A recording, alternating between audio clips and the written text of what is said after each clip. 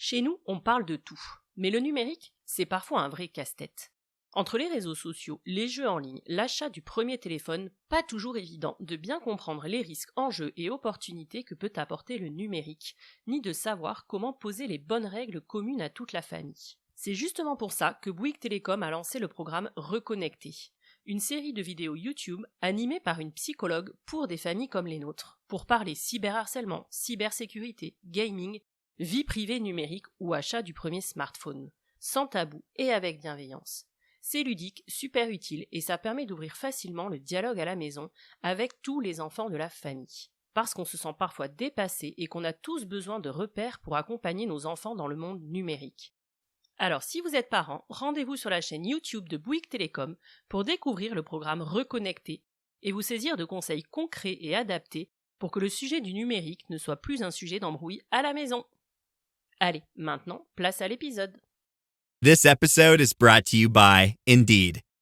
When your computer breaks, you don't wait for it to magically start working again. You fix the problem. So why wait to hire the people your company desperately needs? Use Indeed's sponsored jobs to hire top talent fast. And even better, you only pay for results. There's no need to wait. Speed up your hiring with a $75 sponsored job credit at Indeed.com/podcast. Terms and conditions apply. The new McCrispy Strip is here. Dip approved by ketchup, tangy barbecue, honey mustard, Sprite, McFlurry, Big Mac sauce, double dipped in buffalo and ranch, more ranch, and creamy chili McCrispy Strip Dip. Now at McDonald's. Ba-da-ba-ba-ba.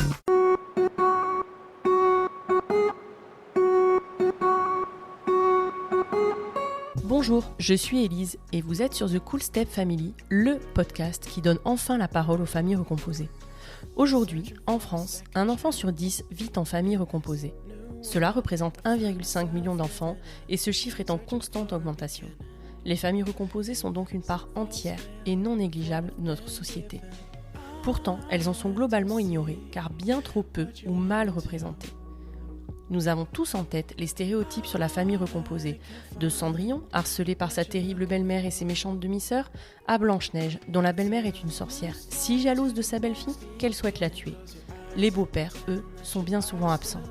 En réalité, et je m'en suis particulièrement rendu compte au moment de mon propre divorce, il n'existe pas, ou peu, de représentation positive de la belle parentalité. Sur The Cool Step Family, vous entendrez des belles-mères, des beaux-pères, mais aussi des beaux enfants. Ils vous raconteront leur quotidien de famille recomposée, sans filtre et pour de vrai. Ils vous confieront leur histoire, vous transmettront leur expérience, vous raconteront leurs anecdotes et vous diront tout sur les défis, mais aussi sur la richesse que peut offrir la vie en famille recomposée. Parce qu'heureusement, dans la vraie vie, il est évidemment possible de s'épanouir dans sa nouvelle tribu et de réussir le challenge de la famille recomposée. Et en vérité, ça peut même être super cool. Alors, bienvenue dans l'univers exceptionnel des familles recomposées, bienvenue sur The Cool Step Family. Et puis, certaines histoires de recomposition familiale sont plus compliquées que d'autres. La famille recomposée de Morgane, qui est devenue belle-mère avant d'être mère, s'est construite dans un contexte compliqué, au milieu de procédures à répétition. Morgane explique qu'après s'être donné sans compter pendant 5 ans pour sa famille recomposée et ses 2 beaux enfants, et avoir frôlé le burn-out sans n'avoir jamais aucune reconnaissance en retour, sinon celle de son mari, elle a décidé de lâcher prise et de se désengager de sa famille recomposée pour se prioriser elle, sa fille et son couple. Alors comment parvenir quand même à construire sa famille quand les procédures s'enchaînent sans discontinuer ? Comment trouver sa place de belle-mère sans reconnaissance de son rôle et de son engagement ? Comment réussir à ne plus accorder d'importance à ce que peuvent penser de soi les gens qui gravitent autour de nous ?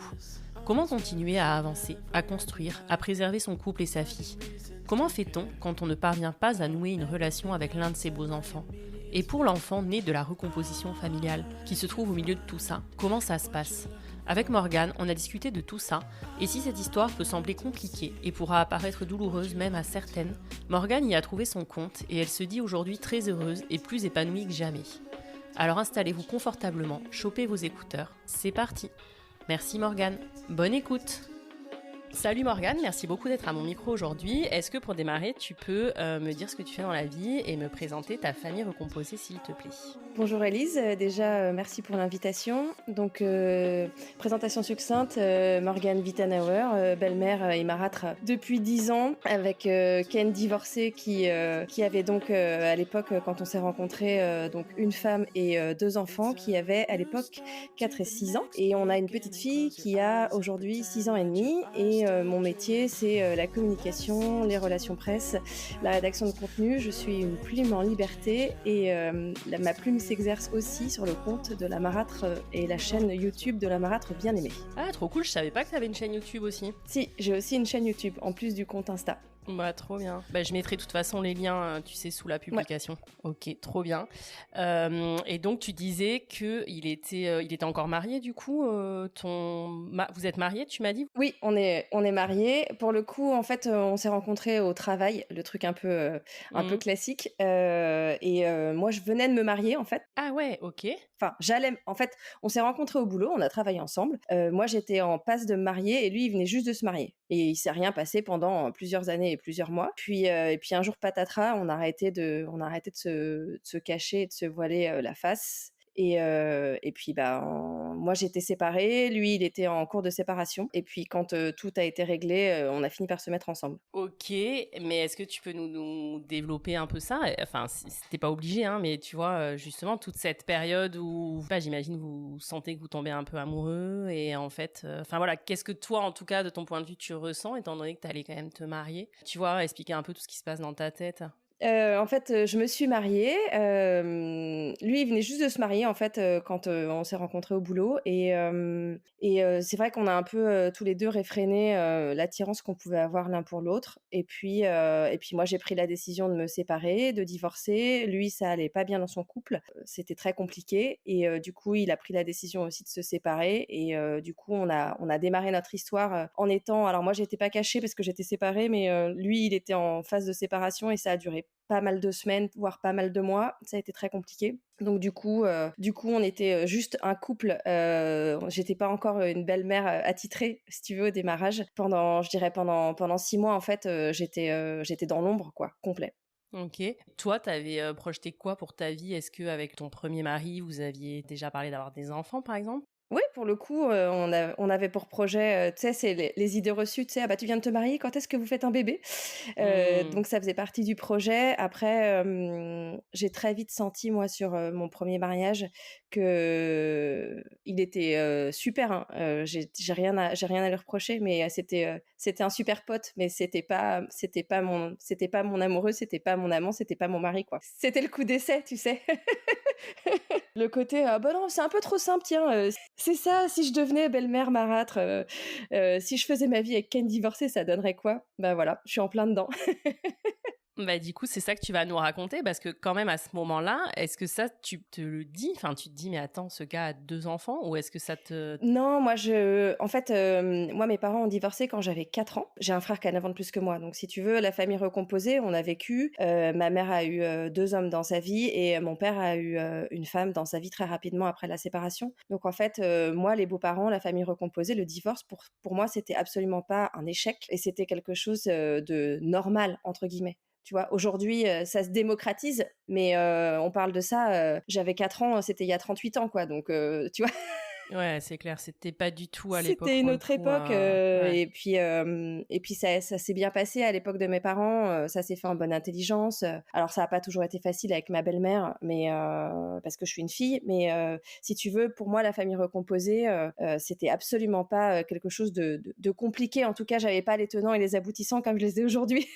Et tu crois justement que c'est parce qu'ils te racontaient pas forcément, ou est-ce que pour de vrai, pour eux, ça avait été hyper simple? T'en as reparlé aujourd'hui avec tes parents et tes beaux-parents? Alors j'ai eu le temps d'en reparler avec mes parents post-séparation. Et j'ai eu le temps d'en parler avec mon beau-père, pas trop avec ma belle-mère. Moi, mes parents sont décédés tous les deux, mais j'ai quand même eu le temps d'en discuter avec eux. Et puis avec mon beau-père, qui était comme mon deuxième père, j'ai fait famille pour du vrai parce qu'aujourd'hui sa fille, c'est ma sœur, quoi, pour le coup, même si on a absolument aucun lien de sang. Ouais, génial.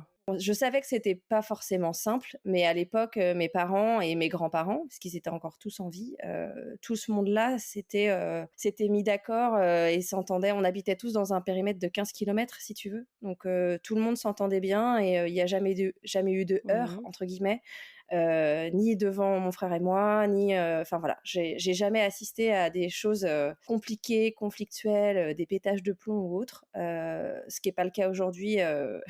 En 10 ans là, avec mon mari, avec son ex et ses enfants, et y compris avec les parents de mon mari, il y a eu pas mal de choses et je me dis waouh. Eh ben, franchement, mes parents, chapeau quoi, parce que ça, j'ai jamais eu ça quoi. Moi, dans la mienne, dans l'éclatement de ma famille à moi, j'ai jamais eu ce genre de circonstances et de problèmes. Et bah, je me dis qu'avec le recul, j'ai eu de la chance en fait, il y a 40 ans, quand mes parents se sont séparés. Donc toi, tu arrives dans ta famille recomposée à toi avec une certaine, je sais pas si c'est le bon mot, naïveté, ou en tout cas avec un positivisme, quoi. Tu te dis que ça va pas être compliqué et qu'il y a pas de... C'est plutôt un truc cool pour toi. Ouais, moi je me dis que ça va être comme dans les téléfilms, tu sais. Tout le monde va bien s'entendre, les enfants seront élevés de la même manière, enfin selon mes valeurs, voilà, bien élevés ou élevés tout court d'ailleurs. Je me dis que ça va être simple, je me dis que à partir du moment où il y a de l'amour, ça ne peut que bien se passer. Alors je me suis épuisée pendant mes premières années de belle-méritée à être la belle-mère parfaite, à tout faire pour ses enfants qui n'étaient pas les miens.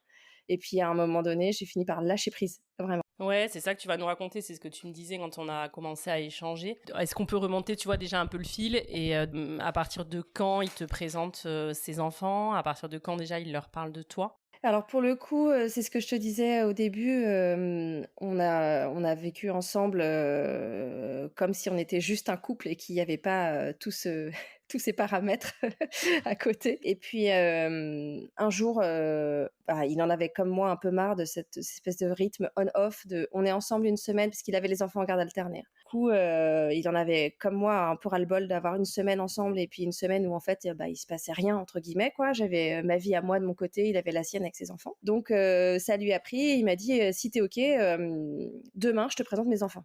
Oui, ok, pourquoi pas. Qu'est-ce qui te prend? C'était au bout de combien de temps à peu près? Ça faisait 6 mois qu'on était ensemble. Ok. Et du coup, me voilà à traverser le bois de Boulogne, parce que j'habitais à Boulogne à l'époque, il habitait à Levallois. Donc j'ai traversé le bois de Boulogne à pied un jour de mai, en stress, en respirant, en me disant « Ok, là c'est officiel, je démarre ma carrière de belle-mère. C'est là, c'est maintenant. » J'ai débarqué chez lui, dans l'appartement qu'il avait, dans lequel il vivait avec ses enfants, que je connaissais, mais j'ai eu le sentiment de débarquer dans un lieu que je ne connaissais pas. Parce qu'en fait, c'est pas la même chose d'être chez ton mec et d'arriver chez ton mec et chez ses enfants, en fait. J'ai eu vraiment l'impression d'arriver en terre inconnue, quoi. C'était horrible. J'étais hyper mal. Et mon beau-fils, ce jour-là, je le raconte parce que ça me fait mourir de rire. Rappelle-nous juste quel âge ils avaient, tu me l'as dit tout à l'heure, mais... Ils avaient 4 et 6. Ok, 4 et 6 à l'époque, ok. Et mon beau-fils, au bout de 3 minutes, prend son père à part aux toilettes et lui dit « Papa, elle part quand, la dame ?» Aujourd'hui, tu vois, il a bientôt 14 ans et on en rigole, quoi. Mais sur le coup, je me suis dit « Waouh, c'est chaud !» Mais toi, t'as entendu qu'il disait ça ou c'est ton mec qui te l'a raconté après? Ouais, non, j'ai entendu. Okay. Il avait un tout petit appartement. Tu vois, il venait de se séparer et tout. Il avait pas, on était à Paris sur les tarifs parisiens, donc il avait un tout petit appart et donc j'ai entendu mon beau-fils dire ah ouais, mais à part quand la dame, papa? En fait, la dame, elle va rester quoi. Elle est toujours là 10 ans après. Donc c'était hyper drôle. Et ma belle-fille, elle était vachement en mode, elle voulait me charmer quoi. Tu vois, elle était C'était marrant la dissonance entre les deux quoi, parce que je pense qu'il y a un effet de la même manière qu'on n'attend pas la même chose d'une belle-mère que d'un beau-père. En fait, je pense que les enfants au sein de la famille recomposée, en fonction de si c'est une fille ou un garçon, ça ne fonctionne pas de la même manière non plus. Ah, t'as raison, mais vas-y, développe, c'est intéressant. Je pense que, alors, sur l'histoire beau-père-belle-mère, je pense qu'on n'attend pas la même chose d'une femme que d'un homme. C'est-à-dire que un homme, clairement, il doit être rigolo, bricoleur, et a priori avoir un peu d'autorité, histoire de mettre un cadre. La femme, elle doit être maternelle, maternante, mais pas trop, parce que ce ne sont pas ses enfants, s'occuper de la logistique, et être parfaite, quoi. Et être toujours là quand on la sonne, quoi, en gros.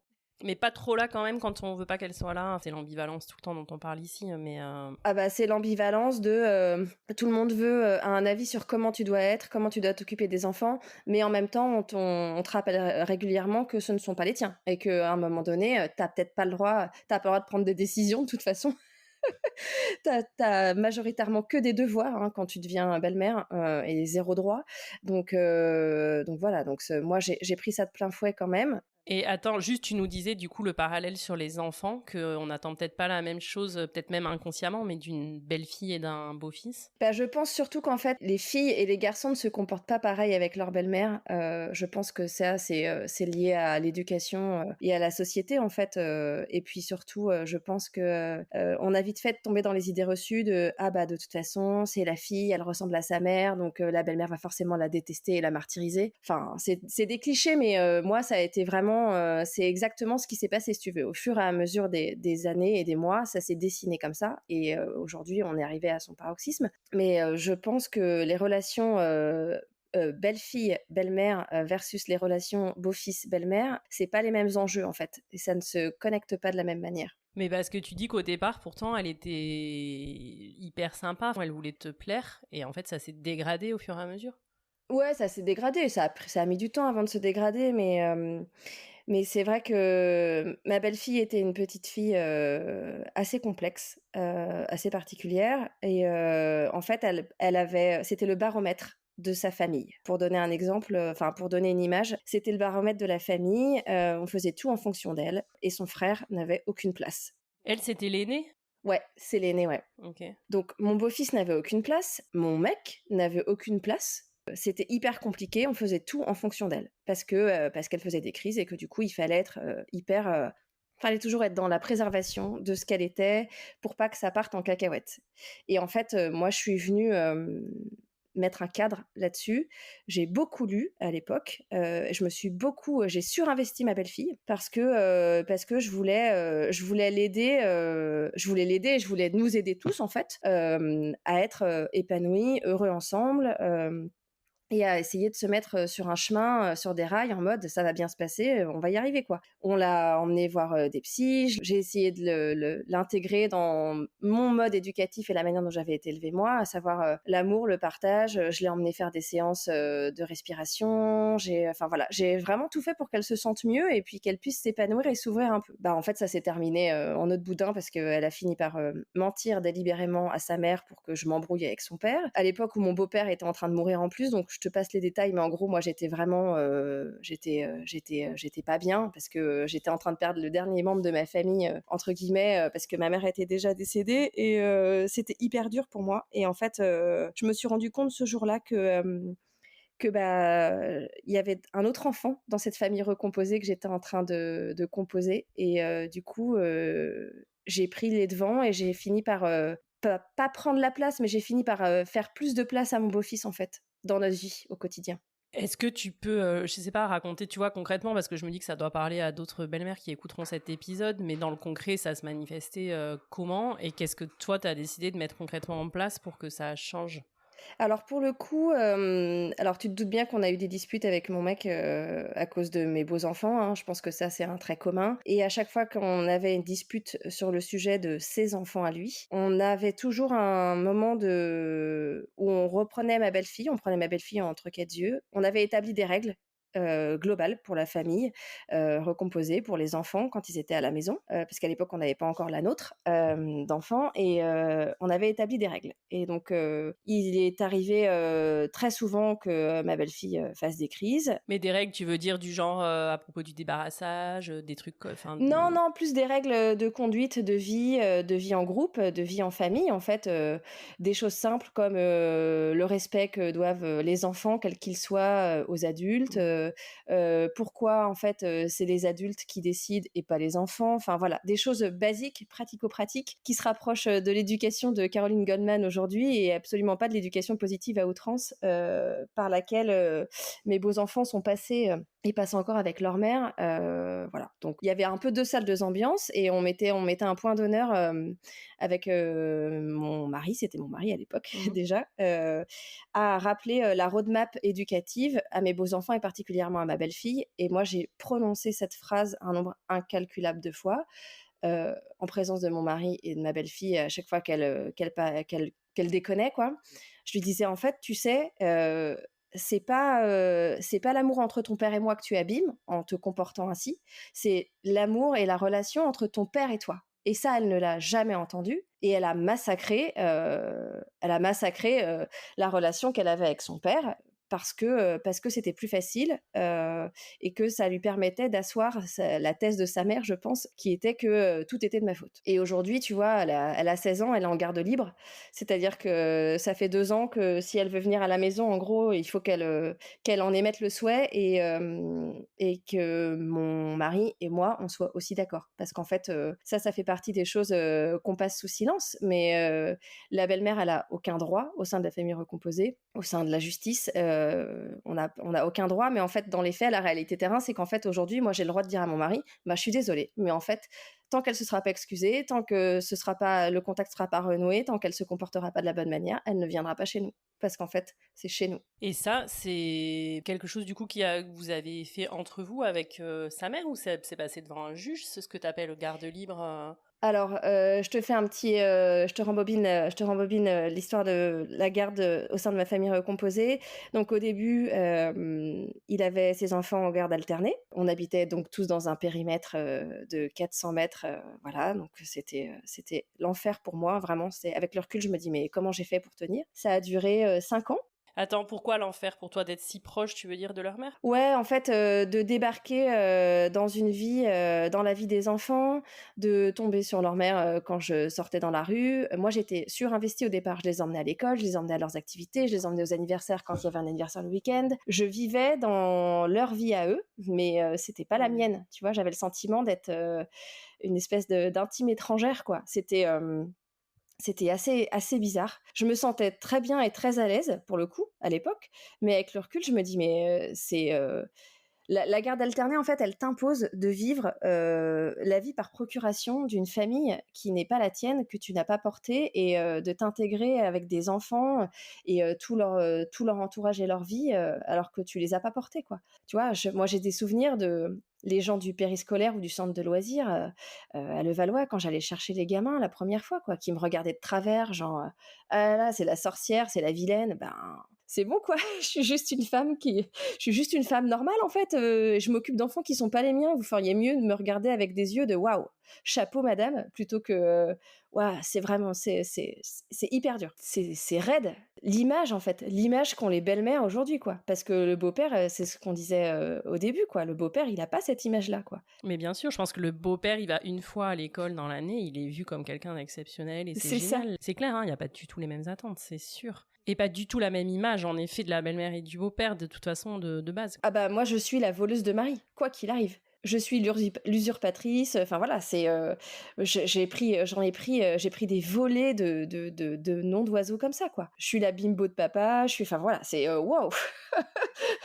Bon, j'ai appris à me défaire et à me détacher de tout ça et aujourd'hui, l'objectif, de la marade bien-aimée, c'est ça, en fait, c'est de dire, en fait, faut arrêter, la famille nucléaire, c'est plus une norme, Mmh. la famille recomposée, par contre, est en passe de le devenir.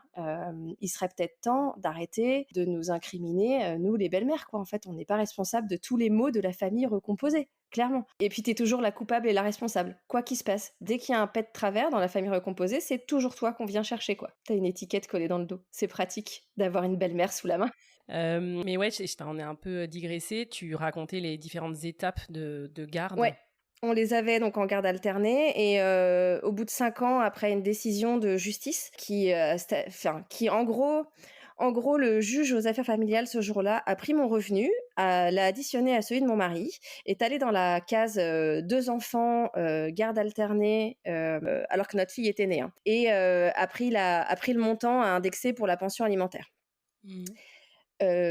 Donc moi, ça m'a rendue dingue. J'ai pété un plomb. Mon mari, pareil, m'a dit mais c'est dégueulasse. Mais comment c'est possible que notre fille soit pas prise en considération et pourquoi tes revenus sont additionnés aux miens? Non, mais c'est systématique, hein. Enfin, je veux dire, ton cas tu dois le savoir, mais ton cas n'est pas isolé. C'est les revenus des beaux-parents sont pris en compte. C'est ça. Ouais, pour des enfants qui ne sont pas les siens. Enfin, et surtout pour des enfants sur lesquels le beau-parent n'a aucun droit, vraiment. Oui, et puis auquel parfois le beau-parent, tu vois, n'est pas obligé de s'investir financièrement. Enfin, du coup, ça donne.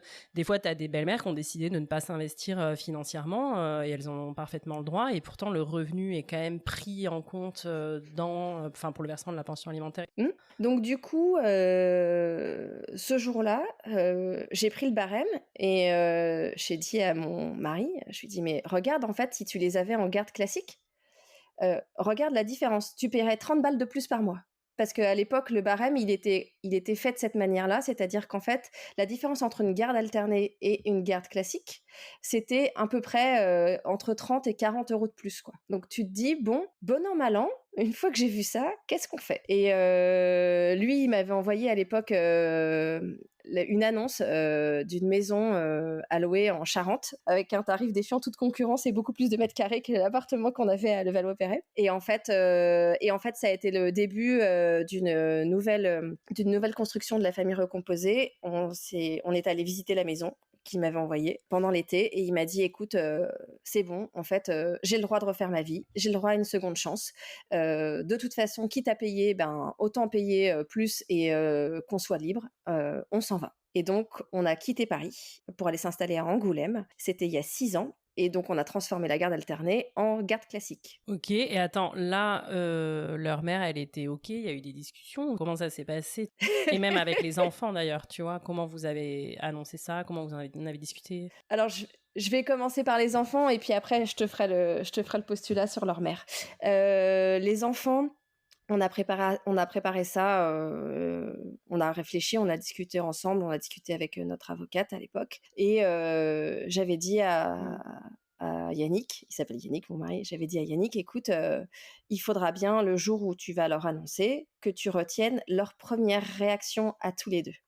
Donc on leur a annoncé un week-end de septembre où on les avait et on leur a dit en fait on va déménager, vous avez le choix de venir avec nous bien entendu. On leur a expliqué tout ça avec les mots qui correspondaient à leur âge parce qu'à l'époque ils avaient 10 et 8, ouais. 10 et 8. Mon beau-fils, sa première réaction, ça a été de dire « Ah ouais, mais moi, j'aimais bien vous voir passer autant de temps avec vous qu'avec maman. » Là, on s'est dit « Bon, peut-être que ça va mûrir et qu'il finira par venir vivre avec nous. » Et ma belle-fille, première réaction « Ah, super, je vais pouvoir passer plus de temps avec maman chez mes copines en mode comme là-bas, c'est le Club Med et que je peux faire ce que je veux comme je veux et mener une vie sans contrainte, je serai mieux chez maman, quoi. » Donc ça, c'était le postulat de départ.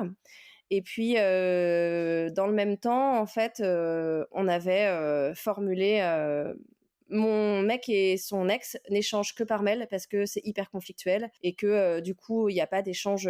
Ils ne se voient jamais à part dans les salles d'attente des juges.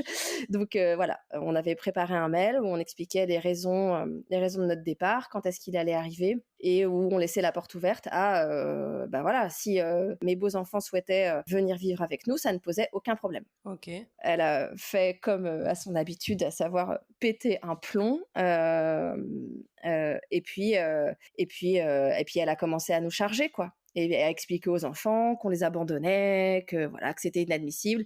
Tout ça après avoir passé quand même 5 ans à nous menacer de récupérer la garde exclusive des enfants parce que je faisais pas ce qu'il fallait, parce que je disais pas ce qu'il fallait, parce que mon mec était pas au niveau, parce que c'était moi qui m'occupais des enfants et pas lui, et que c'était inadmissible. Et donc là, elle s'est retrouvée en fait, elle s'est pris de plein fouet le mur de la menace qu'elle exerçait sur nous, quoi. Et elle l'a hyper mal vécu.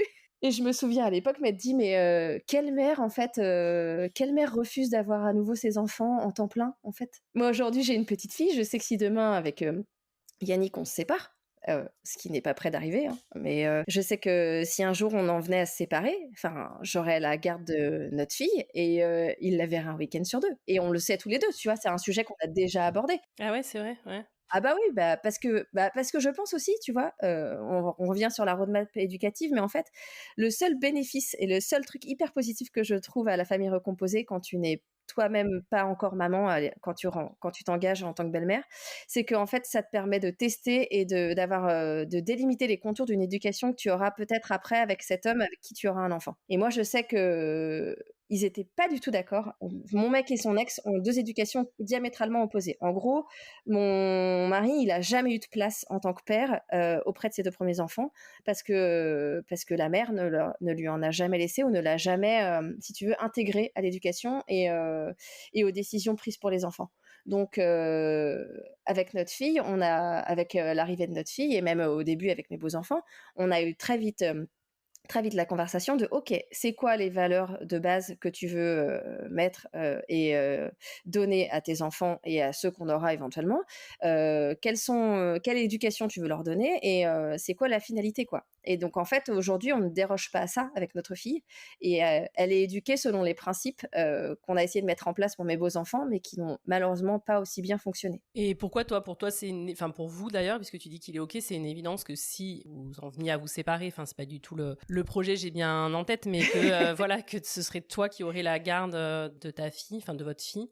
Pour des raisons simples qui sont que aujourd'hui la construction de notre couple elle est comme ça, c'est-à-dire qu'aujourd'hui même si on est encore ensemble, je m'occupe 70% du temps de notre fille et c'est comme ça dans beaucoup de familles en fait. C'est souvent les nanas qui s'occupent des enfants, de la logistique, de l'inscription, je sais pas, à la crèche, à l'école, à l'activité, voilà. Donc en fait c'est un fait. Aujourd'hui les hommes sont encore, c'est manichéen et c'est peut-être arriéré ce que je dis, mais en fait, la réalité terrain, c'est qu'il y a très peu de papas qui s'occupent autant que les mamans de leurs enfants. Très, très peu. Encore aujourd'hui, quoi. Et c'est pas une critique, hein. Moi, ça me va très bien, en fait, tu vois. On a un équilibre comme ça, et donc, ça lui paraît légitime et normal que du coup, demain, si on se sépare, oui, ce soit moi qui m'en occupe plus, comme aujourd'hui, en fait.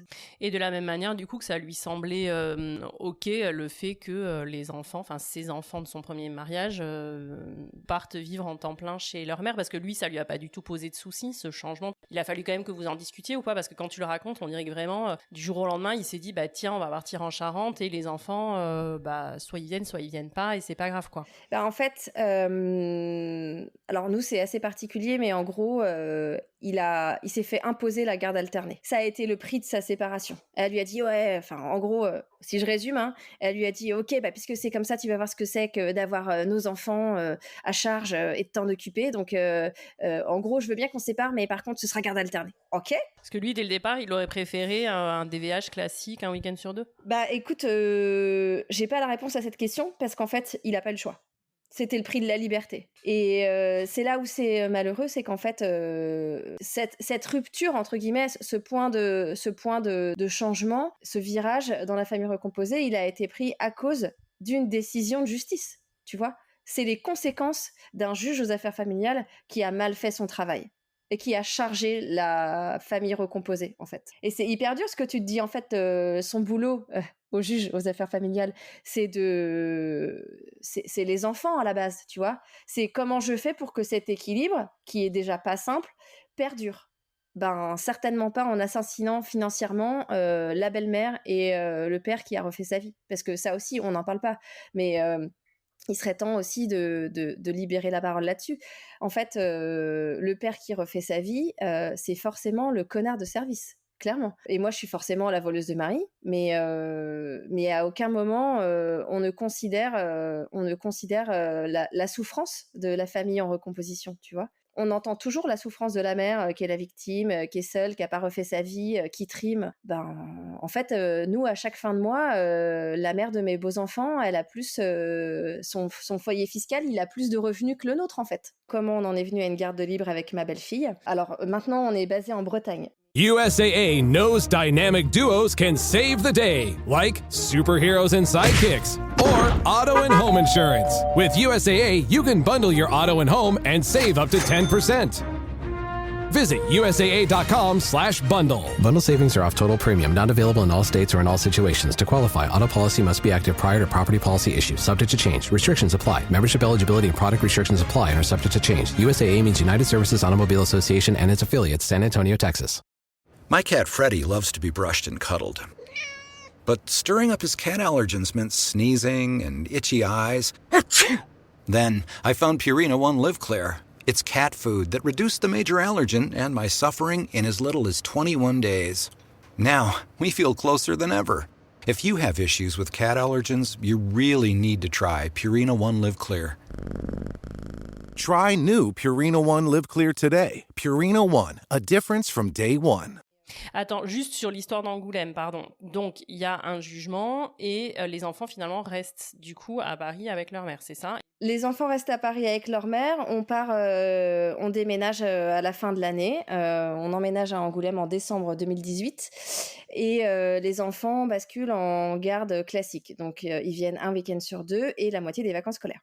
Et au final, c'est ce qu'ils avaient demandé, à rester avec leur mère. Il n'y a pas eu de sujet sur ça, enfin de bataille Ouais, sur ils OK. ont... Non, alors... Tout le monde était OK sur le fait qu'ils restent là-bas. Ouais, si tu veux, dans les faits, nous, on leur a pas forcé la main parce qu'on n'a jamais tenté de manipuler les enfants, parce que c'était pas, on s'est toujours dit que c'était pas une bonne idée et que même s'ils étaient entre guillemets en âge de choisir, c'était quand même quelque chose qui allait être discuté et qui a été jugé en fait et ratifié par un magistrat en cour d'appel parce qu'en fait, on avait fait appel de la décision de justice qui nous a menés au déménagement.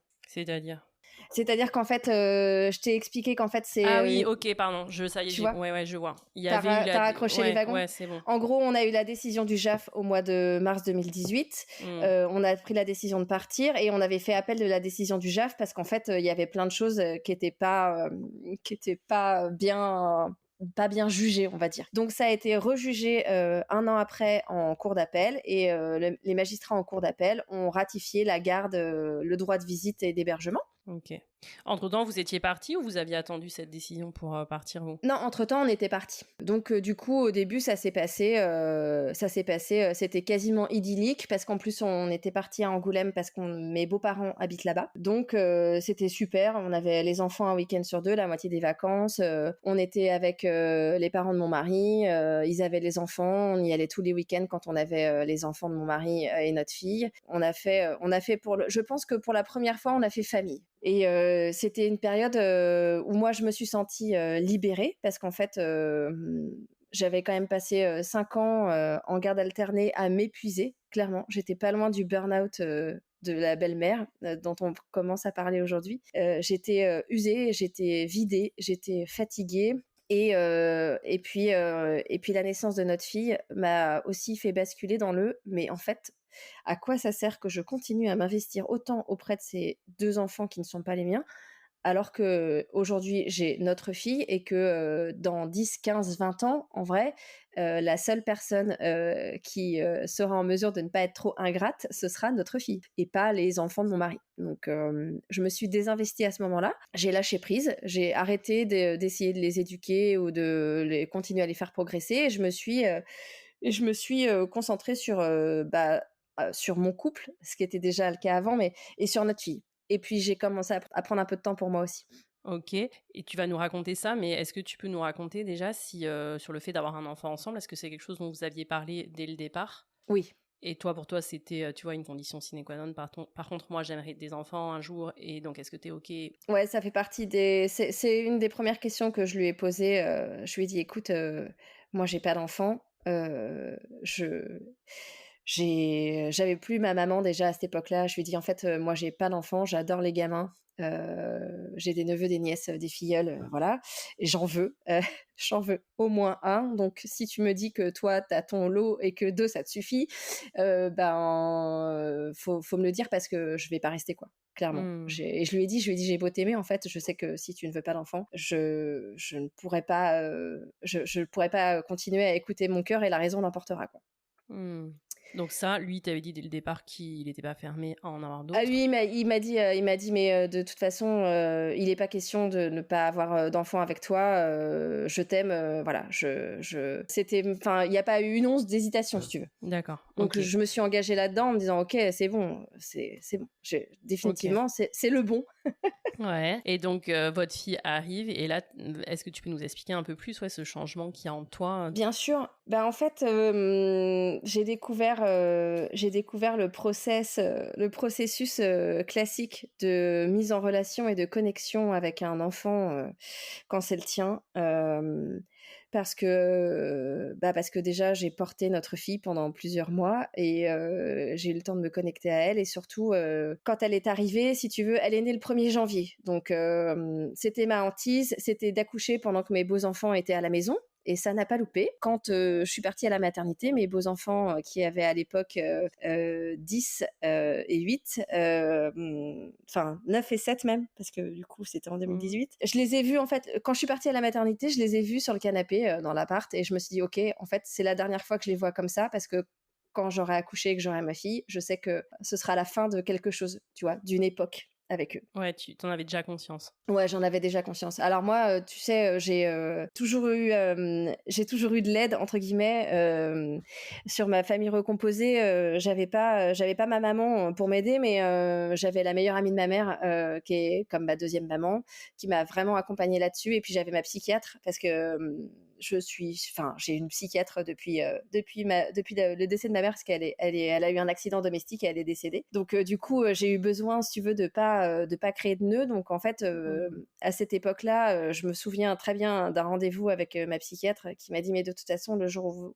où votre enfant sera là, vous allez avec elle a le passif, hein, elle me connaît depuis longtemps, donc elle m'a dit voilà, le jour où votre fille va être là, c'est évident que ce sera pas conscient, mais vous allez basculer dans quelque chose de nouveau, quoi. Et elle avait raison. Parce que en fait aujourd'hui mon devoir de maman c'est de protéger ma fille des tourments de la famille recomposée, quoi. Parce qu'ils ont quoi comme relation, par exemple, déjà, tous les trois? Alors, ma belle-fille n'en a aucune.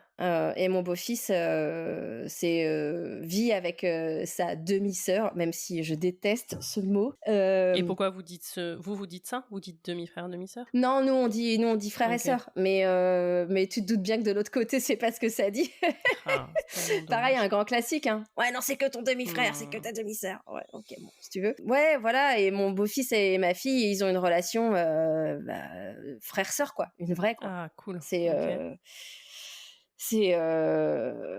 ma fille, enfin notre fille, c'est une gamine pleine de vie, facile, simple et vraiment dans l'émotion. Et en fait, elle bouscule un peu mon beau-fils qui est un peu parfois renfermé. Et qui a pas beaucoup il est pas très volubile, mon beau-fils, tu vois, il en a pas forcément, on a difficilement accès à lui. Par contre avec sa sœur c'est hyper fluide, quoi. C'est chouette. Et donc attends, je raccroche les wagons. Et donc du coup on était à Angoulême, c'était super, on a passé 3 ans top. Et puis la mère de mes beaux enfants a ressaisi un juge aux affaires familiales. Moi, pour te faire un topo rapide, en gros ils ont divorcé en 2016 et en 8 ans il y a eu 4 JAF et une cour d'appel. Donc ça te donne une idée de tous les 1 an et demi, en gros, on est devant un magistrat, quoi. Ouais, et puis en plus, il y a tout le temps avant de préparation du dossier et tout, donc vous êtes tout le temps dedans, en fait, j'imagine, quasiment. Tout le temps dedans, et puis tout le temps avec 2 thèses et 2 théories qui s'affrontent, et donc ça n'a pas loupé. Il y a 2 ans, même un petit peu plus que ça, ouais. Enfin, si ça va faire 2 ans, là. À la fin de l'année. Il y a 2 ans, du coup, la mère de mes beaux-enfants saisit à nouveau un JAF pour voir augmenter sa pension alimentaire. Elle réclamait un SMIC, hein, quand même. Attends, juste pour ça, elle saisit le JAF, il y avait vraiment que ça comme demande, un changement de pension alimentaire. Ouais, elle saisit le JAF pour demander une pension alimentaire plus conséquente parce que ma belle-fille ne veut plus venir autant. Parce que 1h40 de train c'est trop long, parce que enfin en gros elle embrigade ma belle-fille et c'est le début des problèmes. Ma belle-fille quand elle vient fait la tronche, met une chape de plomb sur des moments qui étaient cool avant. Ça part en cacahuète. Notre fille au milieu de tout ça prend prend tout ça pleine figure et ça a été très compliqué pour notre fille à cette époque-là et pour nous et pour mon beau-fils aussi et par-dessus le marché. USAA knows dynamic duos can save the day, like superheroes and sidekicks, or auto and home insurance. With USAA, you can bundle your auto and home and save up to 10%. Visit USAA.com/bundle. Bundle savings are off total premium, not available in all states or in all situations. To qualify, auto policy must be active prior to property policy issue, subject to change. Restrictions apply. Membership eligibility and product restrictions apply and are subject to change. USAA means United Services Automobile Association and its affiliates, San Antonio, Texas. Whatever the occasion, effortless elegance is right this way. Because Hilton brings you new ways to stay courtesy of the Nomad London. And it doesn't stop at award-winning dining in a space draped in velvet and illuminated by vintage chandeliers. No, this day goes beyond with unparalleled personalized service and attentive hospitality. Oh, and did we mention the Nomad London can be booked using your Hilton Honors points at Hilton.com? Hilton, for the stay. Ça correspond au moment où la mère de mes beaux-enfants reprend contact avec les parents de mon mec. Et là, ça commence à devenir un mauvais vaudeville, un truc, une catastrophe, quoi. Attends, alors que toi, tu t'entendais hyper bien avec eux. Tu disais, vous passiez les week-ends Ouais. là-bas et tout. Ouais. Et ouais. Et du coup, en fait, je me retrouve la responsable et la coupable du mal-être de ma belle-fille. Ma belle-mère assoit la théorie de l'ex de mon mari en mode c'est une victime, vous êtes méchant, enfin voilà, le classique. Et du coup, il y a à nouveau une décision de justice qui fait augmenter la pension alimentaire de manière conséquente. Donc mon mari fait à nouveau appel de la décision rendue par le JAF. Les avocats échangent entre eux et on finit avec une convention parentale signée dans laquelle ma belle-fille, au lieu de continuer à venir selon le jugement, à savoir un week-end par mois et la moitié des vacances scolaires, se retrouve en garde libre, c'est-à-dire qu'en gros, alors bien sûr on charge la belle-mère au passage, vu les relations conflictuelles que mademoiselle a avec sa belle-mère, blablabla, enfin bon, en gros j'en prends pour mon grade, et du coup on finit avec une convention parentale signée où ma belle-fille ne vient que si elle le souhaite et qu'elle en émet le souhait et que si mon mari, son père donc, et moi, on est d'accord. Okay. Et ça fait 2 ans. Et il n'y a pas eu, il n'y a pas d'émission de souhait de sa part de venir. On a déménagé en Bretagne depuis, tu vois, ça fait 1 an qu'on a déménagé en Bretagne, c'est ma région d'origine. Et il n'y a pas, de toute façon, il n'y a pas d'échange entre eux, déjà à proprement parler, à part des échanges d'utilité et pécuniaires. Entre eux, tu veux dire ta belle-fille et son père? Entre mon mari et sa fille, ouais, entre mon mari et sa première fille. Il y a les seuls échanges qu'il y ait, ce sont soit des SMS d'attaque pour soit me charger moi, soit expliquer que tout est de la faute de son père, soit pour demander de la thune. Voilà, clairement, rien d'autre. Et ça, c'est vraiment... Je pense que c'est quelque chose d'hyper commun. C'est la guerre de l'argent, en fait. Vous, votre couple, comment il vit ça? Parce que j'ai l'impression que vous êtes hyper solide et que par contre, ça... Enfin, tu disais quand même qu'il y a eu des engueulades un peu au départ, mais j'ai l'impression que c'est plus du tout le cas, non? Ah bah forcément, on s'est, enfin comme tous les couples, je pense, même en famille pas recomposée, l'argent peut être un sujet de dispute. Après, nous, on a eu des disputes qui n'avaient pas lieu d'être et qui n'auraient pas eu lieu s'il n'y avait pas eu cette famille recomposée. Mais sur l'argent et sur le couple, si tu veux, on a très vite... Moi, je suis pas, je déteste compter et je pars du principe qu'à un moment donné, en fait, voilà, c'est l'homme que j'aime. Donc, j'ai effectivement dépensé sans compter. Et ce qui m'a fait le plus de mal, moi, si tu veux, depuis 10 ans qu'on est ensemble, c'est le fait qu'en fait, rien ne soit reconnu me concernant. C'est-à-dire qu'on ne reconnaît pas à sa juste valeur ce que j'ai pu investir en temps, en amour ou même en argent. Donc, mon mari le reconnaît, mais le reste de la société, le JAF, mes beaux-parents, tu vois, les copains, les copines, tout ça, en fait, personne ne comprend, tu vois. Même mon frère et ma belle-sœur, parfois, disent « Ouais, ça va, c'est bon, tu savais, t'as choisi, t'assumes. » Bah non, en fait, c'est bon, en fait, c'est pas un dû. Et sur le couple, en fait, on a construit notre famille recomposée en se disant que le couple était le socle fondateur de notre famille recomposée. Et je pense que c'est la clé et que si tu ne prends pas soin de ton couple, de toute façon, par écho, les enfants, que ce soit les tiens ou pas, ne peuvent pas bien aller. Donc nous, c'est vraiment le couple qui se construit et avec les différents paramètres autour. Si tu veux, il y a eu des disputes, mais à chaque fois qu'il y a eu quelque chose de compliqué à affronter et à assumer, on l'a fait et on a affronté ça à deux, toujours à deux. Et ça n'a fait que renforcer notre couple en fait. Je pense qu'aujourd'hui, si tu veux, ça va la faire bondir si elle écoute le podcast, mais je ne peux que remercier ma belle-fille et sa mère. Enfin, vraiment, je les remercie toutes les deux, parce que grâce à elle, en fait, j'ai construit quelque chose avec cet homme qui est indestructible. Ouais, vous êtes renforcés dans l'adversité un peu, quoi. En fait, quand t'es attaqué de toutes parts, t'as pas le choix. Si tu fais pas front avec l'homme que t'aimes ou la personne que t'aimes, ben oui, c'est sûr, ça va dans le mur. Mais aujourd'hui, clairement, toutes ces épreuves, si tu veux, j'en rigole, hein. Vraiment, aujourd'hui, j'en rigole. Sur mon compte Instagram ou même sur ma chaîne YouTube, voilà, je me marre de situations que j'ai pu vivre et affronter et traverser, parce qu'en fait, c'est ma solution à moi, tu vois. Je me dis, mais en fait, ok, j'ai appris à vivre avec des choses anormales. J'ai appris à faire ma vie de manière normale avec des choses anormales qui m'arrivent. Mais en fait, je suis plus forte et je suis hyper fière, si tu veux, je suis hyper fière de mon couple aujourd'hui et je suis hyper fière de la femme que je suis devenue, même si c'était pas celle que je projetais ou dont je rêvais quand j'étais petite, tu vois. Je me disais pas, je vais faire ma vie avec un prince charmant qui arrive sur un cheval crevé, qui tire un carrosse, sur lequel il y a Alex, et puis tiens, il y a 2 gamins dedans. Et en fait, je me sens vraiment aujourd'hui, je me sens plus forte que tout, quoi, et surtout plus forte que tout ça. Et t'arrives à complètement passer au-dessus le fait de se dire que t'es presque détestée, tu vois, des enfants de ton mari, enfin pas des enfants, mais en tout cas de la fille, de son ex-femme. Comment t'arrives à trouver cette force de passer au-dessus, en fait, des jugements? Tu dis aussi quand même de vos amis, des fois même un peu de ta famille. Comment t'as trouvé, tu vois, cette force d'être au-dessus sans que ça te bouffe trop, quoi? Et pour le coup, alors tu vois, tu m'aurais posé la question il y a 2-3 ans, je t'aurais dit mais j'y arrive pas, c'est horrible, j'ai la phobie du JAF, j'ai peur du prochain coup de Trafalgar, des prochaines accusations, tout ça.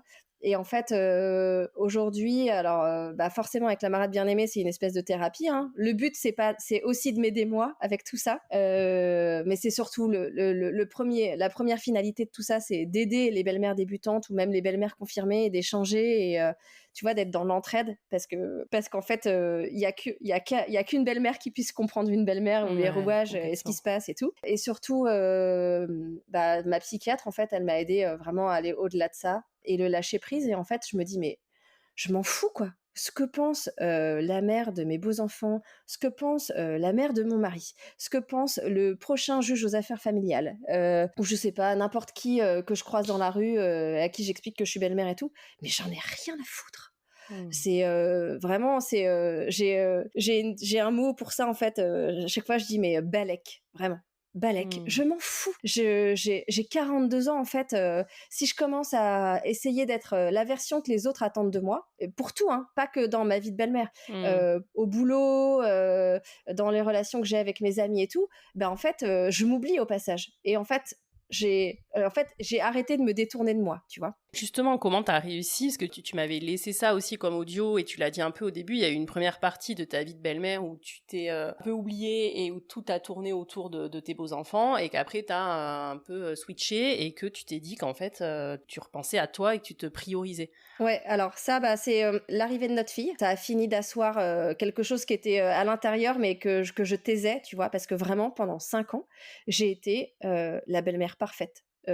J'aurais pu me couper un bras pour mes beaux enfants, pour qu'ils aillent bien. Je m'oubliais complètement, je faisais plus de sport, j'étais concentrée uniquement, j'étais focus que sur mes beaux enfants, comment faire pour qu'ils aillent bien, comment faire pour que l'école ça se passe bien, voilà, j'ai fait que ça en fait. Et je me suis complètement oubliée en fait, c'est vraiment j'avais l'impression d'être dans une machine à laver, tu sais. C'était normal en fait, ça tournait, je me faisais essorer, hop, je repartais.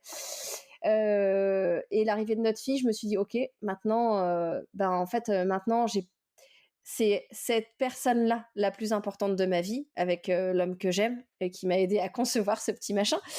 Et puis je me suis je pense que si tu veux, il y a plusieurs choses. Il y a l'arrivée de notre fille, il y a le fait que j'ai eu 40 ans et que malgré tout, pour une femme, peut-être aussi pour un homme d'ailleurs, mais ça reste un cap. Et je me suis dit ok, moi à un moment donné, j'ai plus ma mère. Donc moi, j'ai plus mon rempart. J'ai plus, tu vois, c'était la personne la plus importante de ma vie. Et c'était celle qui me redonnait de la force, de l'énergie, qui me donnait confiance en moi et tout. Et je me suis dit: «OK, bah, en fait, mais meuf, réveille-toi, en fait, la seule personne qui puisse te donner confiance en toi, c'est toi, donc occupe-toi de toi aussi, quoi». Alors, on est souvent taxé d'égoïste quand on fait ça, mais moi, je me suis remise à me concentrer sur moi, enfin, à m'accorder du temps à moi, en fait, un vrai temps libre à moi. Un temps libre, c'est, quelque chose où, en fait, j'ai ni ma fille, ni mon mari, ni mes beaux-enfants, ni mes problèmes du boulot, dans les pattes. Et moi, c'était, mon temps libre à moi, c'était l'équitation. Je m'y suis remise il y a 3 ans. Mmh. Et en fait, c'est ma soupape de décompression. C'est le moment où je ne vis que pour moi, où je ne pense à rien d'autre qu'à ce que je dois faire avec mon cheval. Et j'encourage, tu vois, sur les belles-mères avec qui je peux échanger, je leur dis toutes, mais en fait, prends du temps pour toi. Accorde-toi du temps. Arrête de culpabiliser, de pas être là quand ton mec en a besoin pour garder ses enfants. Voilà, c'est bon, tu as le droit en fait. Tu as le droit d'exister, tu as le droit de prendre du temps pour toi et tu as le droit de faire preuve d'un petit peu d'égoïsme, si tant est que on puisse adjoindre ce terme, parce que pour moi, c'est pas de l'égoïsme, c'est une question de survie, quoi. C'est clair. Here at the Almond Joy Factory, where tropical vibes abound, we use soft, fresh-tasting coconut. The crunchiest almonds and delicious chocolate candy. Ah, but do you know what our most important ingredient is?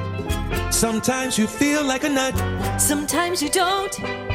Almond Joy's got nuts and something even way better than that. Yes, Almond Joy is made with almonds and joy. You're the perfect blend of elegance and style, and your ride should be no different. The 2024 Hyundai Sonata Hybrid meets all your needs, from business to brunch and everywhere in between. With head-turning details like a sleek front end, plus stylish interior, and an available 12.3-inch digital instrument cluster and seamless tech integration. Okay, Hyundai. Visit HyundaiUSA.com to learn more about the new 2024 Hyundai Sonata Hybrid. Et avec ton beau-fils, t'as quoi comme relation aujourd'hui? Bon, j'ai une relation cool, simple, dans l'échange. Voilà, lui, il a complètement intégré et compris que, bah, effectivement, quand il vient à la maison, ben, c'est moi qui gère la logistique. Donc, c'est moi qui lui écris en lui disant: «Hey, coucou, pour les vacances, tu penses à mettre ça dans ta valise, tu prends ça, parce qu'en fait, je t'ai inscrit à un stage de tennis, t'as ci, t'as ça, machin». Et voilà, c'est fluide en fait. Je suis avec lui comme je peux être avec mes nièces, par exemple. Tu vois, j'ai une de mes nièces qui a quasiment l'âge de mon beau-fils. Alors, j'ai pas la même relation parce qu'avec ma nièce, j'ai une relation beaucoup plus profonde, mais j'ai une relation fluide, simple. Je me prends pas la tête à réfléchir, à me dire est-ce que je peux lui écrire, est-ce qu'il faut que je mette ce mot-là et tout. C'est voilà. Et t'es contente quand même quand il vient, ou tu arrives à trouver des moments de bonheur, tu vois, dans cette recomposition? Ah bah depuis qu'on n'a plus que mon beau-fils, évidemment. Ok. C'est tellement plus facile. C'est fou comme parfois, tu vois, je te disais au début que en fait ma belle-fille était le baromètre de la famille. En fait, elle avait fini par redevenir le baromètre de la famille recomposée. Et c'était très difficile parce qu'en fait, c'était un baromètre négatif. C'était toxique, c'était hyper difficile. Personne ne se sentait bien. Et aujourd'hui, en fait, tout le monde est libéré, quoi.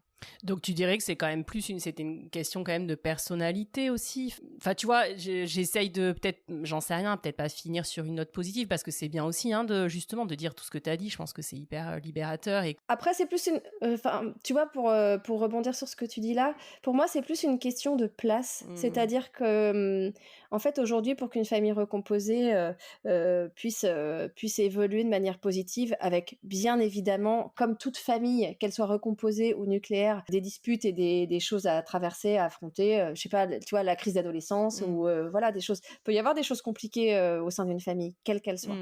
Mais au sein de la famille recomposée, je pense que le plus important, en fait, c'est la place de chacun. Que chacun soit à sa juste place. Et c'est quelque chose que mon mec n'avait absolument pas identifié quand il m'a présenté ses enfants. Il s'est pas dit, tiens, ça va être mon job à moi de définir la place de chacun. Donc toi, tu dirais que pour que ça fonctionne, c'est le parent qui a un peu le rôle pivot et qui doit aider chacun à trouver sa place. Ouais, pour moi, c'est le parent, mais c'est le couple, en fait. Pour moi, c'est le couple qui doit aider chacun à trouver sa place. Aujourd'hui, si je fais le parallèle avec entre guillemets, notre famille, enfin, le concentré de notre famille, si je prends juste mon mari, notre fille et moi, en fait, aujourd'hui, de manière tout à fait légitime et naturelle, on sait mettre notre fille à sa place. Mais en fait, quand tu fais une famille, quand tu composes ta famille recomposée, cette notion de place, le couple au milieu et mettre chaque enfant à sa place, c'est pas aussi légitime et naturel, tu vois. Ça ne se fait pas de manière sans y penser, en fait. Aujourd'hui, on le fait avec notre fille. On n'a pas besoin d'en échanger ou de discuter ou de mettre tout le monde sur une feuille en mode qui est où, qui fait quoi et quelle est la place de chacun. C'est ça, pour moi, le véritable enjeu de la famille recomposée, c'est se dire, ok, c'est quoi, quelle est la place de chacun, où est la place de la belle-mère aujourd'hui, tu vois, que ce soit au sein de la société ou au sein de sa famille recomposée, pour le coup. Parce que moi, en fait, ma place, je l'ai créée, inventée, et parfois un peu, j'ai dû un peu enfin, je l'ai travaillée, c'est sûr, mais j'ai dû la creuser un peu ma place, tu vois, parce que c'est pas quelque chose de naturel, en fait, d'être beau-parent. Et pourquoi, enfin, comment tu expliquerais ça, le fait que dans une famille, voilà, on va dire nucléaire classique, la place se trouve sans qu'on ait à l'écrire, comme tu disais, ça s'est fait tout seul pour votre fille, alors que c'est pas le cas pour la famille recomposée? Parce que ce ne sont pas les enfants d'un des deux parents du couple. Je pense que c'est vraiment lié à ça. Après, moi, j'ai lu beaucoup de bouquins, pas sur la famille recomposée, parce qu'il y a 10 ans, c'était un désert, il y avait rien. Mais j'ai lu beaucoup de bouquins sur l'éducation, sur la psychologie des enfants, même sur les adultes. C'est un sujet qui m'a toujours beaucoup parlé, et je trouve ça hyper enrichissant de comprendre les rouages psychologiques, y compris d'ailleurs pour l'ex-femme de mon mari. Tu vois, à un moment donné, je me dis, mais comment on peut en arriver à ce point à se détester, à détester tellement celui avec qui on a fait des enfants, quoi. Moi, c'est ça le plus dur, en fait, aujourd'hui. Le plus dur aujourd'hui pour moi, tu vois, à encaisser, c'est ça. C'est pas tant que je sois détestée, j'en ai rien à faire. C'est juste me dire, en fait, les enfants de mon mari, ils ont pas choisi, quoi. Ils ont pas choisi, ils m'ont pas choisi de la même manière que moi je les ai pas choisis, mais surtout la douleur, ils ont pas choisi que leur mère n'arrive pas à passer outre, en fait. Et je trouve ça hyper dur. Le conflit de loyauté, mais ça c'est pareil, ça a été souvent abordé dans le podcast. C'est hyper difficile, en fait. Moi, aujourd'hui, mon vrai combat, si tu veux, il est là. Il est, ok, reconnaître que la famille recomposée devient une norme, reconnaître et donner des droits aux beaux-parents. Le premier droit étant le droit de ne pas participer financièrement à l'établissement d'une pension alimentaire, le droit de ne pas justifier de ses revenus et le droit de ne pas être considéré, en fait. Moi, j'aimerais, en fait, que ça bouge là-dessus, quoi. Mais c'est le gouvernement, les politiques et tout ça, ils sont frileux, en fait. Ils veulent pas venir là-dessus, quoi. De la même manière que je trouve que ce serait pertinent que les JAF soient formés à la famille recomposée, tu vois. Parce que, on va pas se mentir, c'est majoritairement des femmes, des jeunes en plus, et à chaque fois, c'est le père le connard dans l'histoire, clairement. Notre avocate, elle a comparé la justice à l'hôpital en France. Tu vois, c'est un système en souffrance archaïque et il n'y a pas les moyens derrière, en fait, pour faire évoluer ça de manière positive. C'est compliqué. Eh ben, écoute, Morgane, est-ce que tu vois des choses qu'on n'aurait pas abordées, dont tu aurais envie de parler Écoute, non, moi, j'espère que j'ai été claire et que mes propos seront audibles pour tout le monde. La seule chose positive sur laquelle j'ai envie de terminer, c'est qu'en fait, c'est pas parce qu'on est en famille recomposée et qu'il y a des choses à affronter qu'on ne peut pas être heureux, en fait. Moi, j'ai jamais été aussi heureuse et épanouie de toute ma vie et je pense que mon mari, c'est pareil. Et aujourd'hui, j'ai la chance d'avoir une petite fille qui est pleine de vie et qui aime sa vie et qui aime ses parents et qui aime son frère. Et ça me va. J'ai pas besoin d'autre chose, en fait. Ouais, c'est chouette de finir là-dessus. Et juste, c'est un sujet dont vous discutez avec votre fille. Elle pose des questions quand même sur ça ou pas du tout? C'est un non-sujet? Ouais, bien sûr. Ah bah ouais, ça fait partie des choses aussi que j'avais pas du tout identifiées. Moi, je pensais pas que notre fille allait commencer à poser des questions sur la famille recomposée, sur son frère, sur tout ça. Nous pose des questions genre, mais pourquoi mon frère il est pas là à mon anniversaire? Pourquoi il est pas pas là à chaque Noël. Voilà, elle pose des questions. Et donc, il a fallu lui expliquer que, du coup, effectivement, son père, il avait déjà eu des enfants avec une autre dame qui, elle, est partie pour revenir sur les propos de mon beau-fils lors de notre rencontre. Et que du coup, il a un temps de garde partagé entre son père et sa mère. Et c'est vrai que c'est des choses, tu te dis pas que tu vas être obligé d'expliquer ça à ton enfant. Mais bon, elle le vit bien. Elle a pas de manque, par exemple, quand il est pas là ou... Si, forcément, mais bon, elle a appris, elle aussi, à composer avec sa vie de famille recomposée. Et elle est heureuse comme ça, quoi.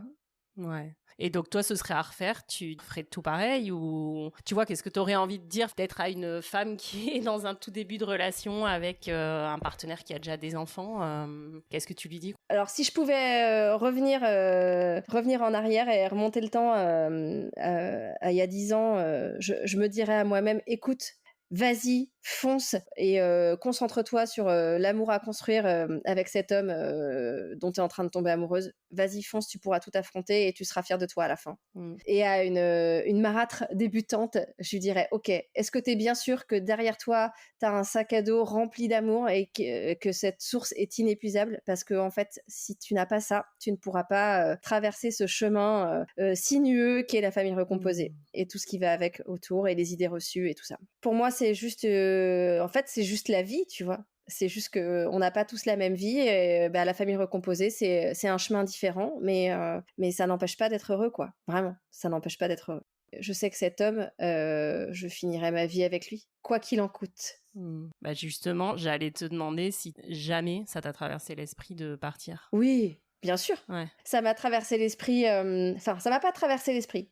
Ça, c'est venu à moi plusieurs fois sur des décisions... à chaque fois, c'était des décisions de justice. Ça me faisait... Quand je te dis que j'ai développé une phobie du JAF, c'est pas pour rien. En fait, quand tu lis des décisions de justice où tu n'es pas considéré, où la seule chose qui soit considérée, ce sont tes revenus, où ton enfant à toi n'est pas considéré, n'a pas de valeur, où on ne pense pas à lui. En fait, à chaque fois, je me suis dit, mais ok, très bien, si je me sépare de cet homme que j'aime éperdument, je me sépare de tous les problèmes qu'il a amenés dans ma vie. Mais en même temps, ces problèmes-là, c'est aussi ce qui me permet d'être heureuse. Donc, ok, donc j'y ai pensé, je lui ai déjà dit, mais il a dit lui aussi, la dernière fois qu'on a eu une décision de justice qui était vraiment à chier, où je m'en prenais plein la pomme, il m'a dit, mais en fait, tu sais quoi, en fait, on va divorcer et puis on va continuer à vivre ensemble et puis... Et puis comme ça, en fait, la prochaine fois qu'il y aura un JAF, en fait, tu pourras ne pas apparaître. Tu te dis, mais il me l'a dit en rigolant, tu vois. Mais tu te dis, ouais, c'est triste en fait d'en arriver là, quoi. D'en être à te dire, ok, en fait, peut-être que ce serait mieux que je sois complètement inexistante, mais... Ouais, que je m'invisibilise. Ouais, mais non, moi je suis pas d'accord là-dessus, quoi.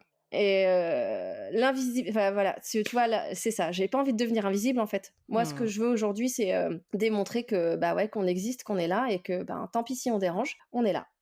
Ok, écoute, Morgane, on termine sur ça ? Ouais, on termine là-dessus. Génial, merci beaucoup. Je pense que c'est un épisode qui va être, qui est sincère. Et même si je me dis que ça va peut-être faire parler parce que il y a des choses que tu dis qui sont en effet assez difficile à entendre. Ouais, difficile à entendre et pas forcément ce qu'on entend tout le temps. Mais je pense que ça va parler à plein de belles-mères. Enfin, tu le sais, de toute façon, tu le vois via ton compte. Ouais. Donc merci beaucoup d'avoir diffusé cette parole aujourd'hui. Merci. Merci à toi pour l'invitation et puis à bientôt de toute façon. Ouais, ça marche. Merci. À bientôt Morgane. Bye. À bientôt Elise. Bye. Voilà, c'est la fin de cet épisode. Je remercie infiniment Morgane d'être venue à mon micro pour nous raconter son histoire. J'espère que cet épisode vous a plu. Si c'est le cas, vous pouvez lui mettre 5 étoiles sur vos plateformes d'écoute. Vous pouvez aussi vous abonner au podcast en cliquant sur le petit cœur là, juste en haut, et lui laisser un chouette avis sur la plateforme d'écoute Apple Podcast. Vous le savez, ça participe à la visibilité du podcast, alors merci. Le podcast a aussi maintenant un compte Tipeee, T-I-P-E-E-E. Si vous souhaitez le soutenir financièrement, quel qu'en soit le montant, 2 €, 5 €, c'est génial. On se retrouve lundi prochain pour un nouvel épisode. D'ici là, prenez soin de vous et let's go les Cool Step Families.